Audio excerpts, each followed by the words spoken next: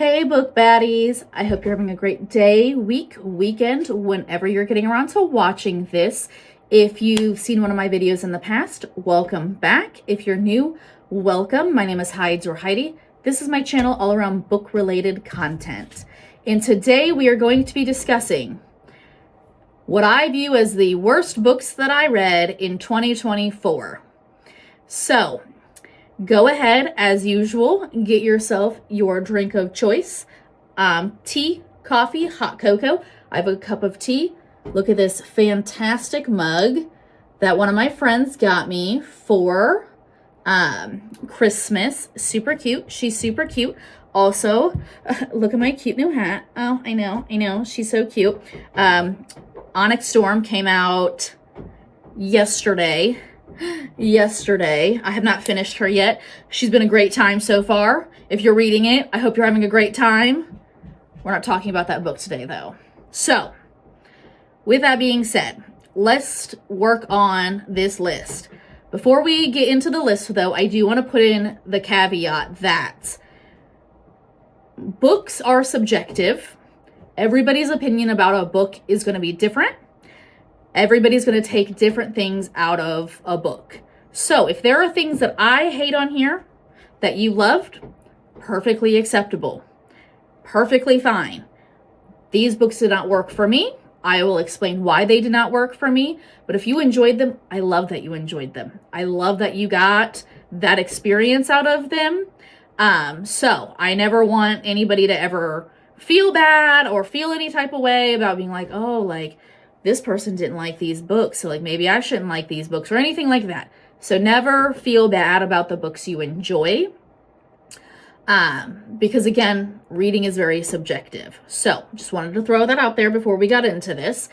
And second thing about this list, so all of the books that I put on this list were put on there for a variety of reasons and were not necessarily my lowest rated books of 2024. So there are some books on here that are actually like 2 stars, and I think I have a couple of 3 stars actually that hit this list. And they hit this list again for the reasons I'll explain. So again, this is like, just because they're on this list, it does not mean I necessarily ranked them a 1 star or like a 2 star. So just wanted to throw that out there as well. So if you're like, Heidi, I remember you rated that book a 3. Like, why did this make the list? It just, how it kind of worked out as I was going through, picking my choices. So we'll go ahead and dive right in. My number 10 book for the worst books from 2024 is Trial of the Sun Queen. And that was written by Nisha J. Tooley.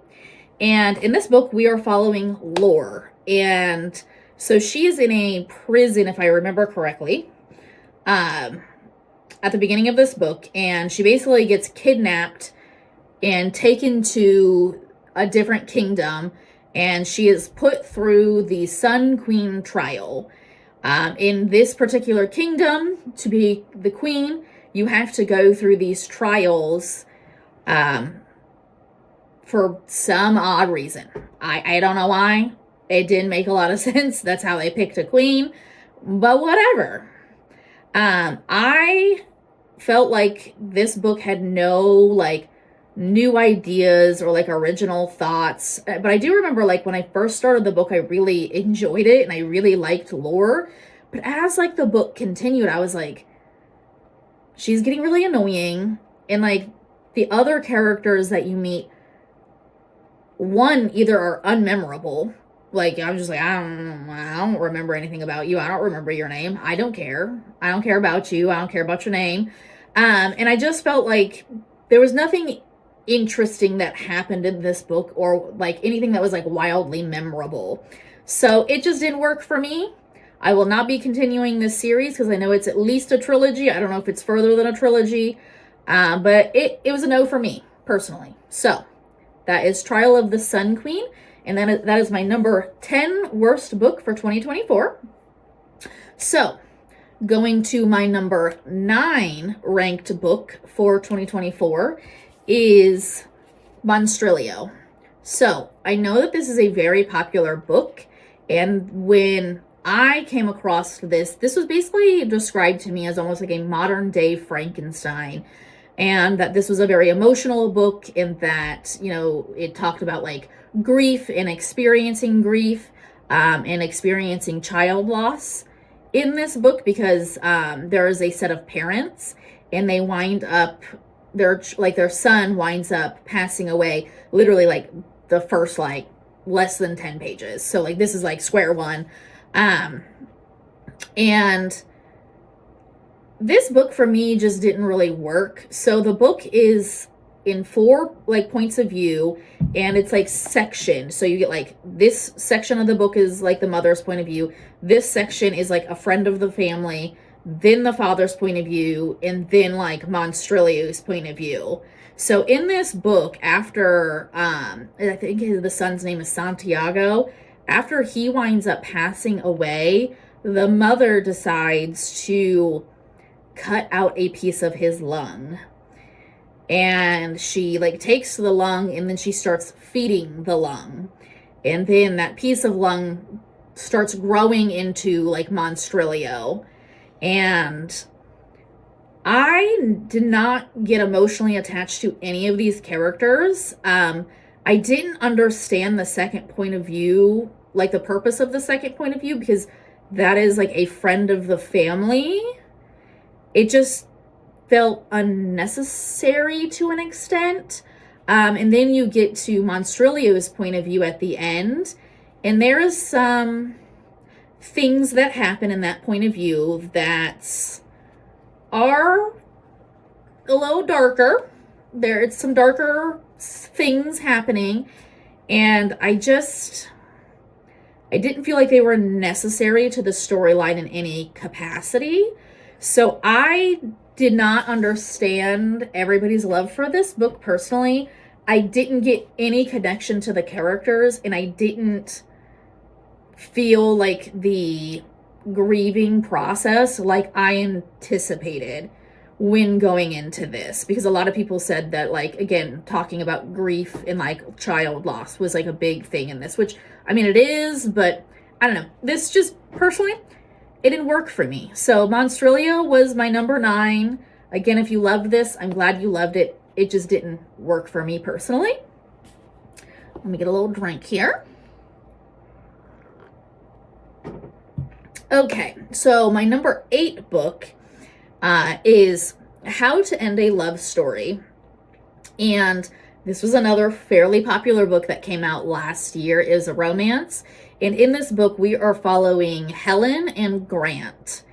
So basically, like, these characters they went to high school together, and I don't think that this is spoilers, but spoiler alert just in case, but I don't think that this is a spoiler, but Helen's sister died in a car accident. Grant was the one driving the car in the car accident. Now, keep in mind, Grant did not do anything like wrong. It was simply an accident. He wasn't like drinking and driving. He wasn't like on drugs. He was not doing anything irresponsible while he was driving the car. With that said, Helen, as well as Helen's family, hate Grant, which to an extent I get. Like, he is the reason that Helen's sister died, but at the same time, like, he didn't really do anything wrong. I digress on that point. So this is when the two of them are adults, and they're in their careers, and they both are working in like the film industry, and they wind up both being assigned to like the same project. And so Helen and Grant now have to work together when Helen hates Grant. Grant doesn't hate Helen, but Helen hates Grant. And then they wind up getting into a relationship and that whole thing. I did not like how Helen treated Grant at all. Like, I thought that was not okay. I did not feel any chemistry whatsoever between the characters. Like, it didn't make sense to me that they were together. And I found the inner monologue of both of the characters to be really like it was very tedious because I felt like you got the same inner monologue. Like Helen's like, oh, I feel so bad for being in a relationship with him. Oh, like what is my family gonna think? And I just felt like it was like the same inner monologue, and I just did not like the story. It did not work for me. I don't understand how so many people enjoyed that book, because it was boring.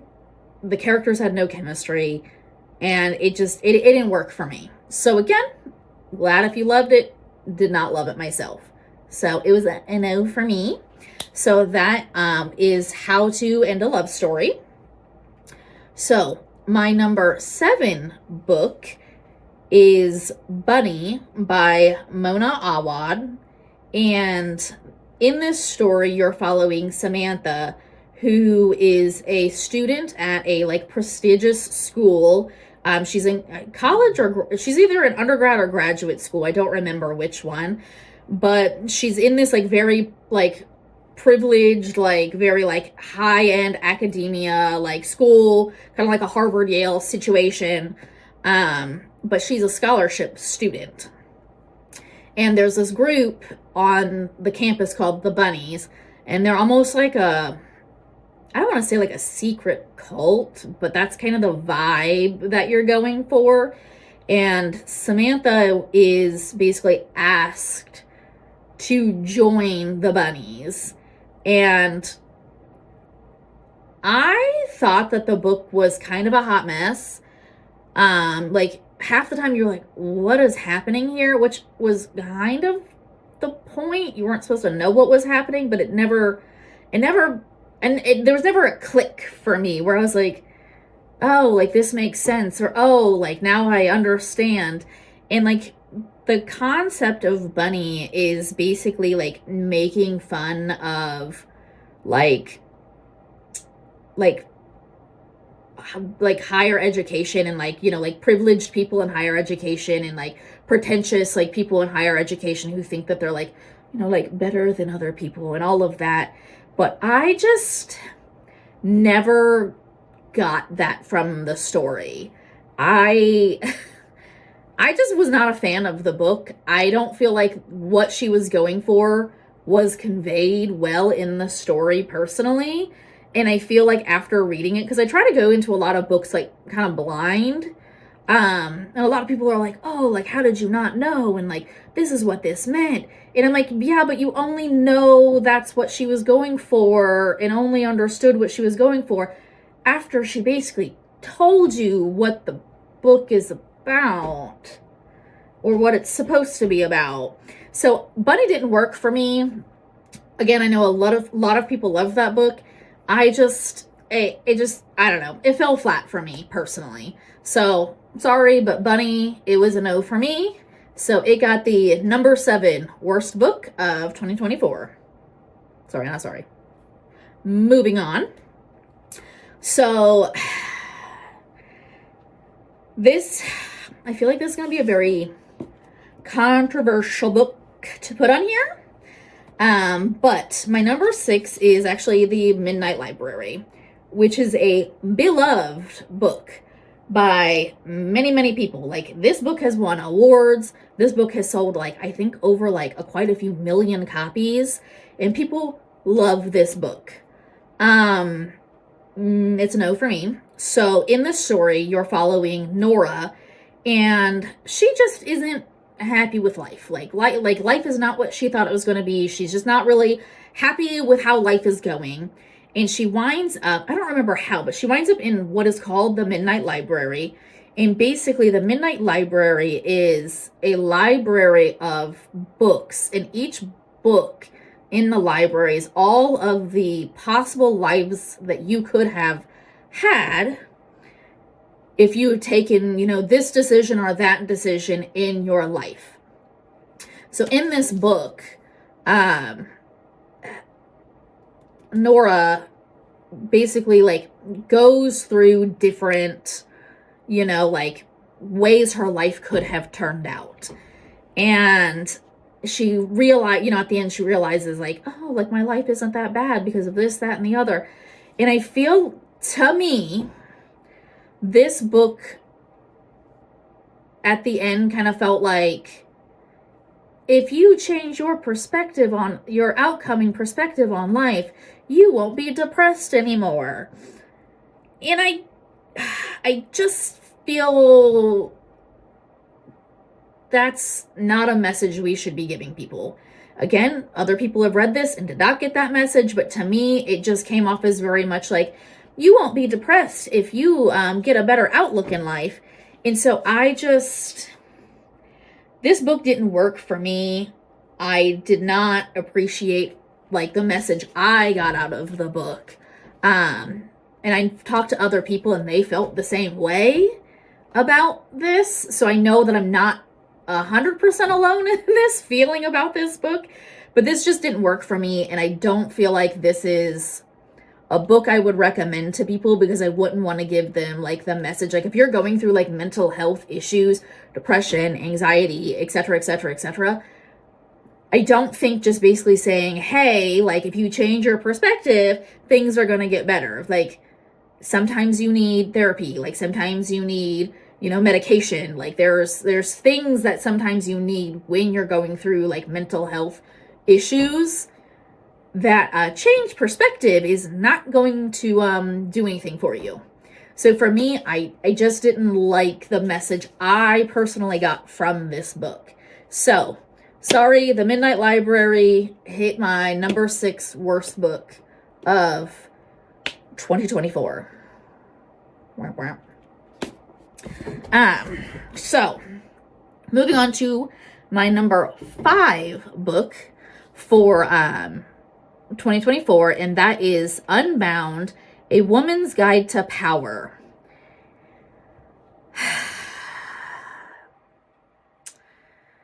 What to say about this book? So, this book was recommended to me. We actually read this as one of our book, like I'm in a book club, like I'm in, a book club, and this was our December book club book. December? I think December. And so the author, this is like a self-help memoir. It's like labeled as self-help, but it has like a very memoir vibe to it as well. And so the author is a dominatrix while training to be a nun. So she was a professional dominatrix while training to be a nun. Basically, her life, led her to opening this school about trying to teach women to take back their power in a patriarchal society and, be able to speak up for themselves when we're taught as women in our society to not speak up for ourselves. So the book, in theory, sounded great. Personally, I think that the book is problematic. I feel that a lot of the messaging she sends actually falls into the patriarchy instead of trying to get away from the patriarchy, in my opinion. I feel like there's underlying messages in the book that are good, but I feel like you have to dig through so much garbage to get to the good parts. And I did not enjoy this book. My book club, so there are 9 of us, and I believe at least 6 of us finished the book. We're all women. All of us did not like this book. Not a single one of us enjoyed this book and thought that it was actually worth the time to read. And nobody felt like it was actually we're gonna help women and we're gonna empower women. Not 1 out of 6 women. I'm just gonna throw it out there. So take that for what it's worth. If you enjoyed this book, if you got something out of this book, that's great. I just personally feel like this book to me very much plays more into the patriarchy instead of going against the patriarchy. So that is Unbound, A Woman's Guide to Power. And that hit my number 5 spot for worst books of 2024. Let me take another drink before we get to book number 4. So the next book is also a very popular book. And so my number 4 book is Yellowface by R.F. Kuang. So this book was the hardest book for me to personally rate. Like, I had to sit on this book for, I think it was at least a few days, if not a week, before I decided how I wanted to rate this book. So it makes you think.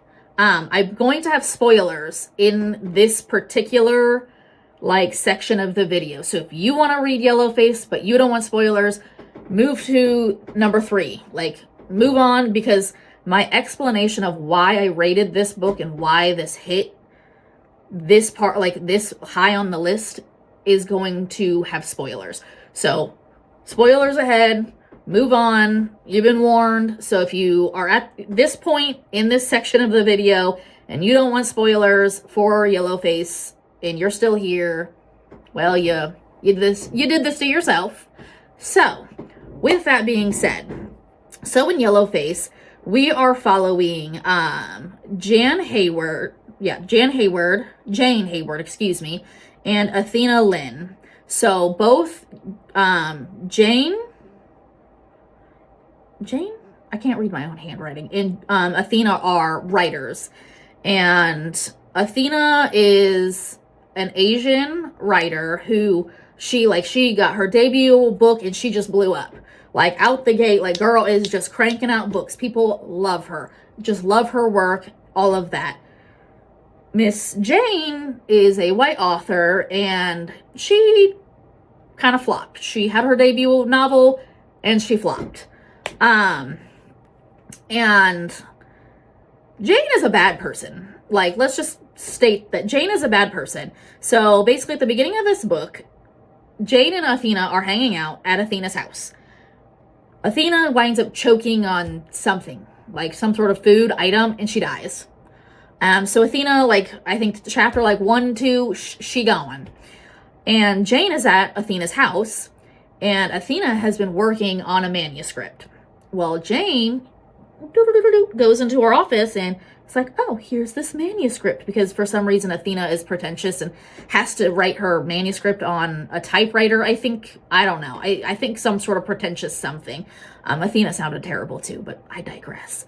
Jan is oh, this is her manuscript. Let me just take the manuscript, which, by the way, this book is talking specifically about Chinese history. It's Asian history of some kind. I don't remember if it's Chinese because it's been a while since I've read this, but it is a book about Asian history and about Athena's not her personal history, but history of her people. So, well, her ancestors. So with that said, Jane steals the manuscript and she rewrites it and she brings this to her publisher. And then because it's about Asian history and culture, they don't want Jan to have her name essentially published. So they change her name to Juniper Song because that sounds more Asian. So basically she publishes this book. Everything is going good. She's getting all of these praises, all of this stuff, blah, blah, blah, blah, blah. Well, shit basically hits the fan, and people find out she stole the manuscript. Shit is hitting the fan for her, which we love to see. So, with that said, during all of this events that are happening, Jan keeps seeing Athena's ghost, right? She keeps seeing, Athena's ghost. And at the end, it winds up not being Athena's ghost. But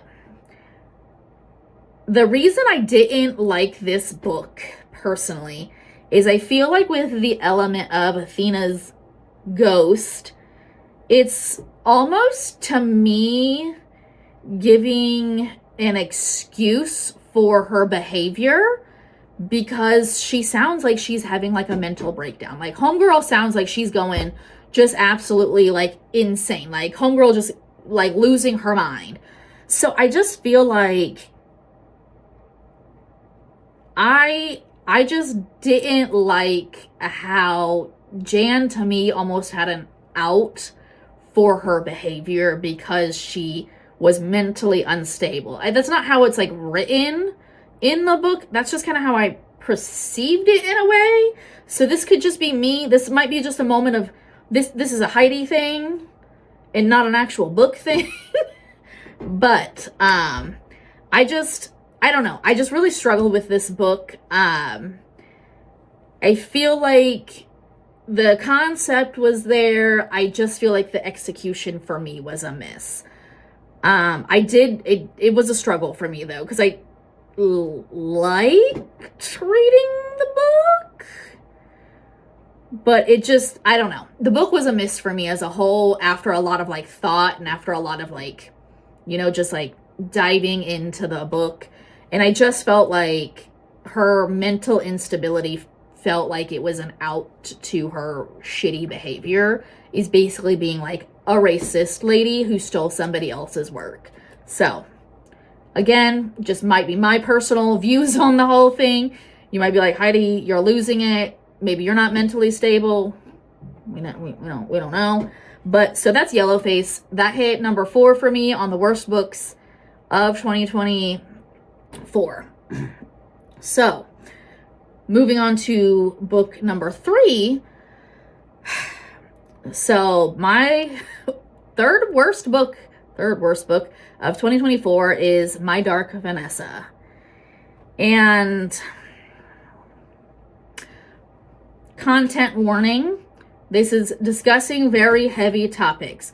If you cannot discuss things like sexual abuse, grooming, things along those lines, I would skip ahead to the next chapter of this particular video because this is going to be discussing heavy topics. So, in My Dark Vanessa, you're following Vanessa, who was at the beginning of the book, this is present day, and she was groomed. So she was groomed by one of her high school teachers. And in present day, the teacher had a bunch of allegations against him from other students that came forward and was like, yes, like this man sexually, like he groomed me, he sexually assaulted me. And Vanessa still has contact with him as an adult. And she essentially defends him, which is unfortunately common. It's a common trauma response to being groomed. That's part of like the grooming process, is to like convince who you're grooming like what you're doing isn't wrong and that like they're loved and they're cared for and all of that. But little like moment here. So the author went through a similar experience in her life. Now, she stated that this book is not based off of her personal life events, but she did get like groomed as a high schooler. She did have like some of these things happen to her. And after like finishing the book, I feel like so you get present day, where again she found out that other students were coming forward and saying like he sexually assaulted them, and then you get her growing up and like getting into this relationship with this teacher. And there are scenes describing some of the acts they performed together. That's probably the most PC way that I can state that. And I felt, to me,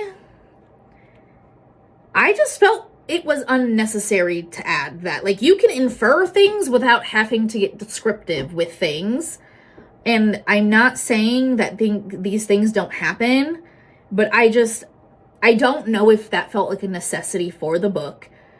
I felt like when I finished reading the book, I was just like, what was the point of this book? Because, like, I don't feel like Vanessa really ever got over the trauma, if you will. Like, I don't feel like she, like, got through the trauma in any capacity. And so I just kind of sat there and, like, finished the book. To me, I just was like, what was the point of this? Like, what was the goal of writing this book? So I don't think that the book is a necessity. I didn't feel like the story added anything for me. I just finished the book and I was like, why? Like, why is this a book? Like, why was this written? Like, why? Because, like, she, you know, we didn't see her, like, you know, going through her trauma. We didn't see her, like, you know, getting to the other side of anything. And I get, like, some people never grow from their trauma. And if it would have ended where she didn't grow from her trauma, that could have been done in a good way where it, like, wrapped up the book. I just felt like the ending of the book, it kind of felt like you were like, I went through all of that for what? Like, I went through all of this really, like, this very difficult story to read for what? Like, what was I supposed to gain from this story? I know a lot of people really love this book, but I'm not one of them. I just didn't feel like the book did anything at all, personally. So that's my Dark Vanessa. I am not a fan. I do not recommend that book, especially if you're somebody that has had, you know, sexual assault or, you know, have gone through grooming yourself, because unfortunately that does happen more often than it should. I mean, it shouldn't happen at all, but it happens, like, I would say more often than what I think people realize. So I just don't recommend it. I don't think that you will gain anything from reading the book. So that's how I feel about it. Sorry, I'm not a fan. Not a fan. So my Dark Vanessa was the third, to me, worst book of 2024. So we'll move on to our second book, and be prepared for this one, everybody, because I got some things to say. I gotta take a drink, though. Okay. Y'all gonna hate this one, but I hate this book. Hate this book. When the Moon Hatched. What is this? What is this? What is this? Bad fantasy is what this is. Bad romantasy is what this is. This is, excuse me, over 500 pages of nonsense. Of nonsense. Every time somebody brings up this book, like, people are like, Heidi, don't do it. Don't do it. But I like rage about this book. So, like, I felt like this book did nothing for the fantasy or romantasy genre. There is no original thought. There is no new ideas. There's nothing interesting about this book. There is nothing interesting about this book. Like, the main character, Ravi, I don't remember. I listened to it. I don't remember how to pronounce her name. She's like a stabby assassin, and she's, you know, like, sarcastic and witty, and she's annoying is what she is. She's annoying is what she is. I just felt like I think part of it is, like, I'm tired of, like, stabby, like, assassin, like, female main characters. Like, we've done this before. We've seen this before. Can we please do something else? Can we please do something else? And then you meet, I think his name is pronounced Kane Khan? I don't remember. Again, I don't care. I don't care. But he has no personality. Like, so he's like the like male main character that you meet later on, and I'm just like, who is this? There's dragons in this book. Why? I don't know. Why do we have dragons in this book? Because I feel like we could have replaced dragons with horses, polar bears, iguanas, and it would have done the same thing. Maybe not the iguanas. Maybe not the iguanas. But I feel like the dragons came off as like fancy taxis. You were literally used to transport the characters from one place to another place. Why did we have dragons? What was the point of the dragons? I feel like this book is a fantasy book for people that haven't read fantasy and don't know that there is great fantasy in the world to read. Because this is not great fantasy. This is not great fantasy. This book is boring. It is long. It is... I hate this book. This is one book I will sit here and tell you, I hate this book. The other ones, I didn't like it that much. Or I really, really have a strong dislike. I hate this book. I hate it. I hate it. I hate it. I'm not a fan, if you can't tell. And I will not be reading the next one. I'm really sad that I have the Waterstone edition, because I had to get that shipped in from England. Why I spent money to do that, I don't know. That was dumb. This is a prime example of read the book before you spend money on the pretty book, because prettiness doesn't equate to greatness. And this is a prime example. Okay, I'm done with this book. I'm gonna move on. I think I've gotten my point across that When the Moon Hatched is terrible. Terrible. Anyways, so that was my number 2 book, When the Moon is Hatched. Again, not a fan. Sorry. I know a lot of you love it. It's a no for me. So, before we get to our number 1 worst book of 2024, we're going to do some honorable mentions. So, first honorable mention, and this is in no particular order, is the Book of George, and I got that from Book of the Month. It sounded really interesting. The whole concept is basically like kind of like a satire where you're following George, who is basically a very pretentious, annoying, like I'm the greatest like person that's ever like existed, but is actually just really mediocre. I talked about this in one of my videos. I'm not going to harp on this too much. George is obnoxious. This didn't come off as a great satire. I don't really understand why this book was written. It did nothing for me. So, sorry, Book of George. It's a no for me.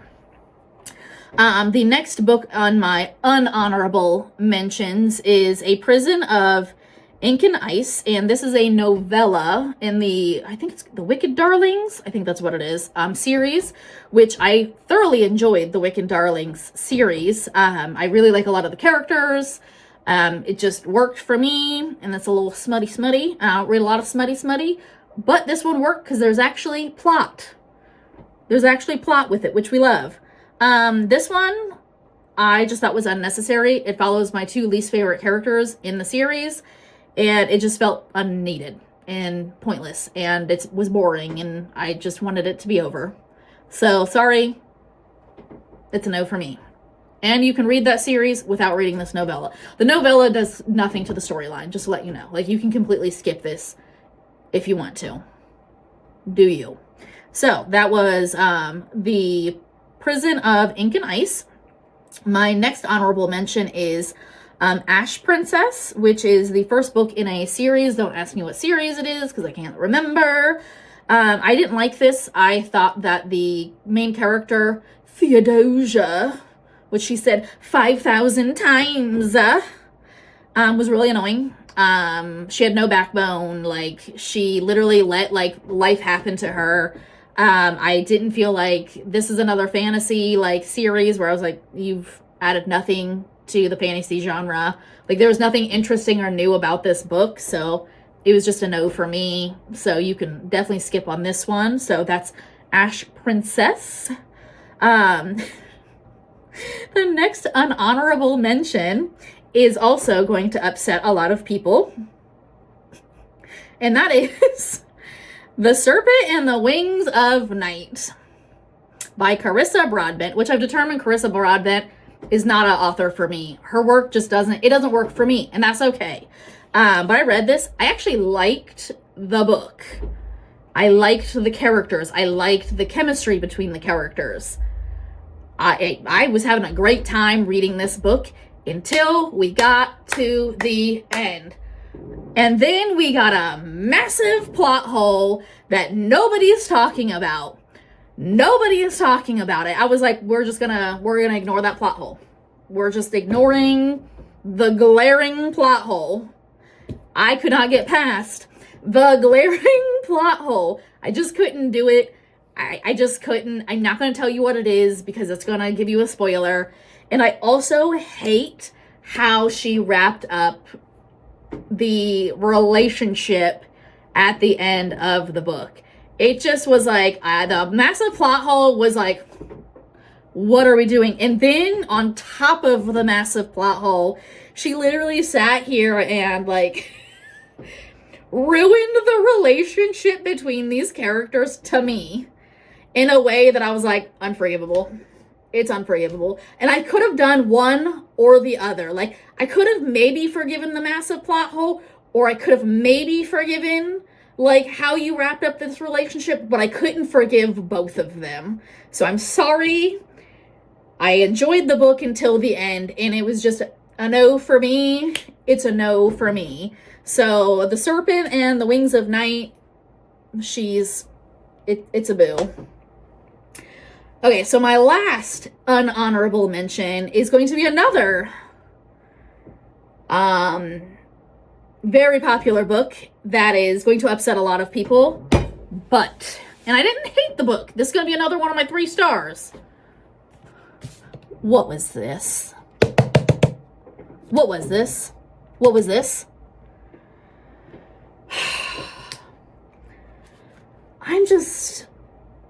This was my number 1 biggest disappointment book of 2024.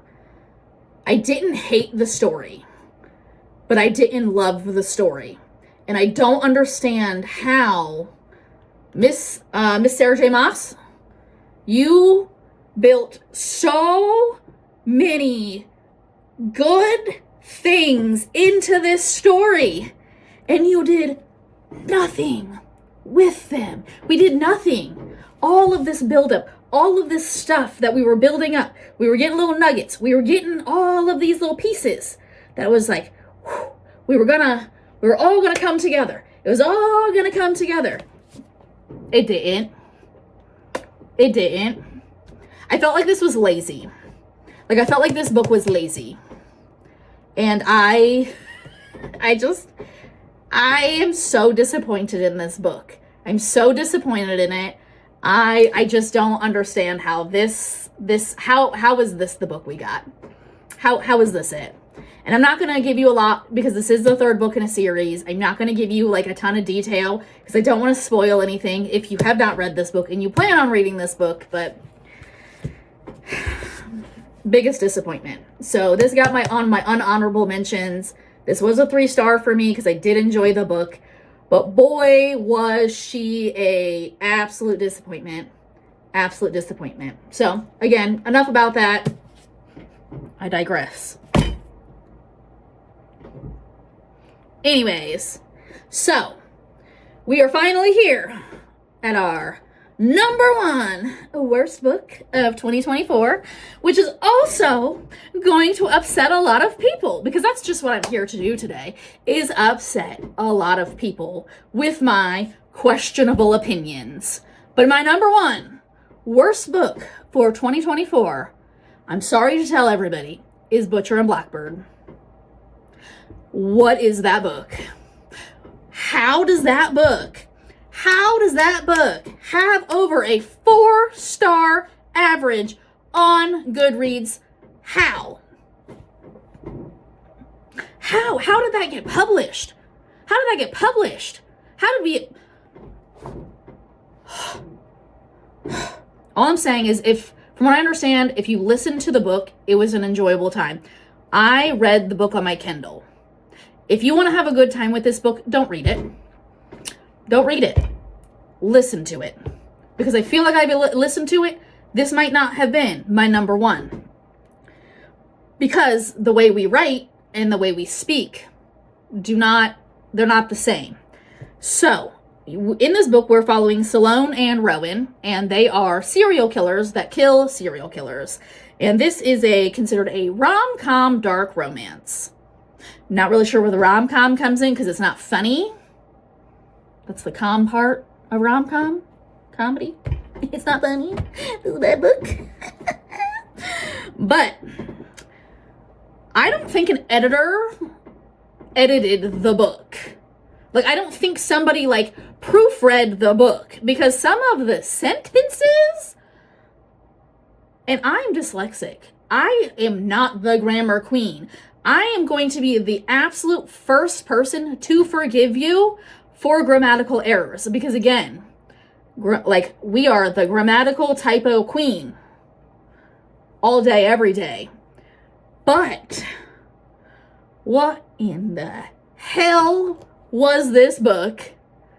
Just the oh my goodness. Oh my goodness.